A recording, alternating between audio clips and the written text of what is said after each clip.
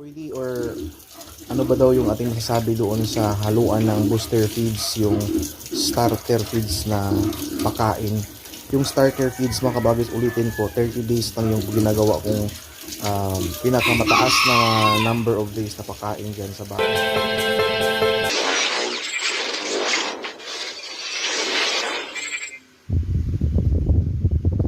Hello, welcome back to my YouTube channel. Magandang hapon sa lahat. Nagpapaligo tayo. Paliguan natin palagi yung baboy mga kabagis, lalo na Kwarisma.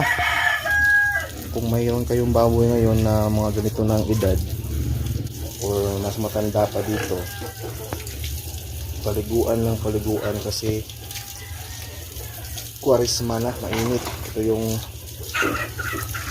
mga panahon na kailangan talaga nilang kabagis, todo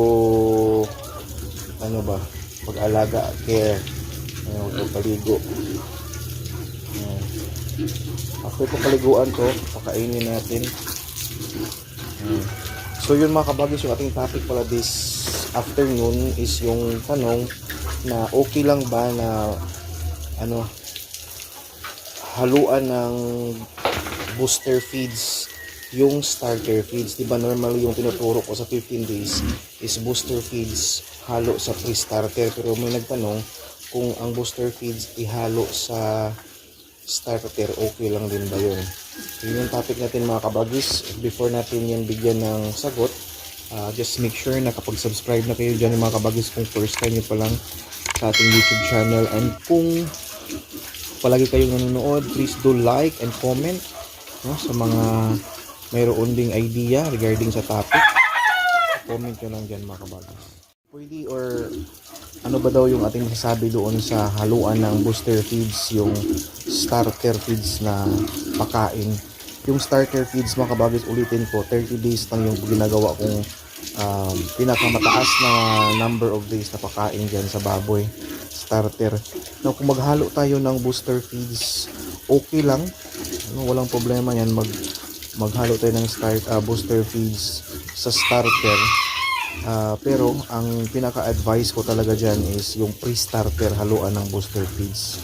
And then kung tingin niyo after 15 days ang pakain niyo is nakulangan yung pre-starter, pwede din ihalo ang pre-starter sa starter feeds. So i-make sure nyo lang na tama lang din, kasi ang point kasi natin na mayroon tayong number of days mga kabagis na pinapakain natin sila sa mga ganong klaseng feeds, na pre-starter, starter, may mga araw. Kasi the more number of days mo kasi ipakain yan sa baboy, the higher the possibility of your expenses. Mas mataas yung expenses ng feeds natin kung tayo mga kabagis, mas matagal tayo magpakain ng mga ganong klaseng feeds compare doon sa starter, grower. Kasi yung mga pre-starter na yan, mahal yung kilo. Napakalaki yung difference nila sa sa kilo ng ang pre-starter, i-compare mo sa per kilo ng starter, napakamahal. So kung mayroon kayong plano na or observe ninyo na parang kulang to yung number of days na pakain ko sa pre-starter, haluan ko lang yung aking starter feeds ng pre-starter, pwede yan. Basta itansya nyo lang na hindi kayo maging lugi na sa feeds ninyo sa kabuuan, once i-total nyo yung expenses ninyo sa inyong feeds. So kailangan yan, talagang wais tayo mga kabagis sa pagpapakain natin, kasi again, yung pinaka goal natin, bakit natin tina-target yung number of days sa pakain natin, is because we don't want to extend yung number of days na yon, kasi dagdag expenses or dagdag gastos yon sa atin na nag-alaga ng baboy. The same lang din naman yung resulta, so kaya ini-emphasize ko yan na 15 days yung pre-starter with booster feeds, and then 30 days yung starter natin, and after that grower na. So yung mga nagtanong regarding sa mga halo-halo, depende na talaga sa inyo yan.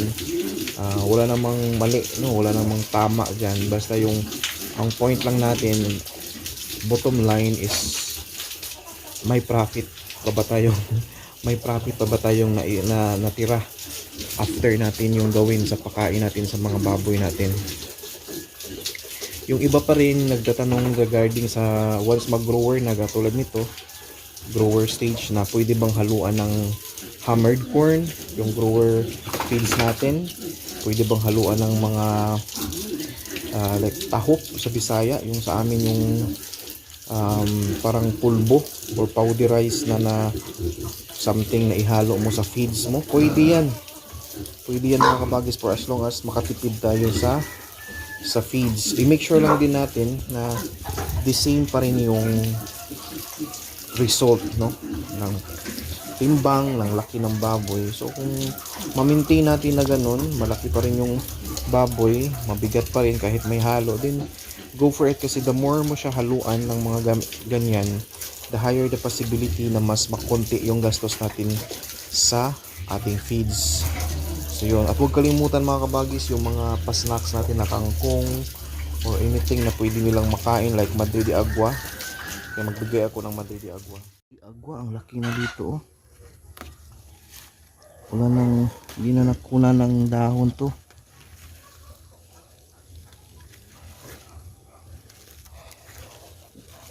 Maganda to sa baboy mga kabagis. Protina. May mga vitamins ito na maganda sa mga alagang hayop. Pwede din to sa mga manok. Ganyan.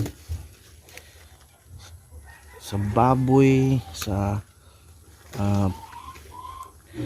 kahit mga kambing, makinakain to ng kambing.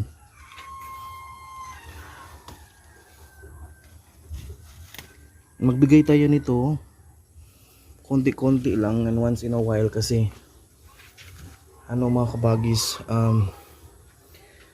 tawag nito, may times din kapag masubrahan kasi yung baboy na hindi nasanay, magkaproblema sila sa basang dumi.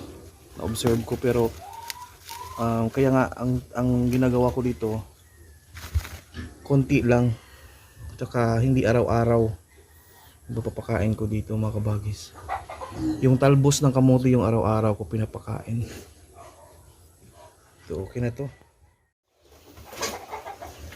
Ganyan karami. So again, i-highlight ko lang, hindi ko araw-araw binibigyan ng Madre de Agua yung aking alaga. Minsanan lang yan. And then yung araw-araw talaga is yung talbos ng kamote na snacks nila. Kasi napansin ko, na-try ko kasi inaraw-araw ko yan nung mga naunang batch na inalagaan ko. Magka-problema sila minsan sa tiyan, basa yung dumi. Kaya once in a while na lang yung pakain ko sa Madre de Agua. Pero baka siguro na bigla lang yun, kasi nga yung iba Madre de Agua lang yung pakain eh. Hinaluan lang ng hammered corn or tahok yung mga native nila ng mga alaga.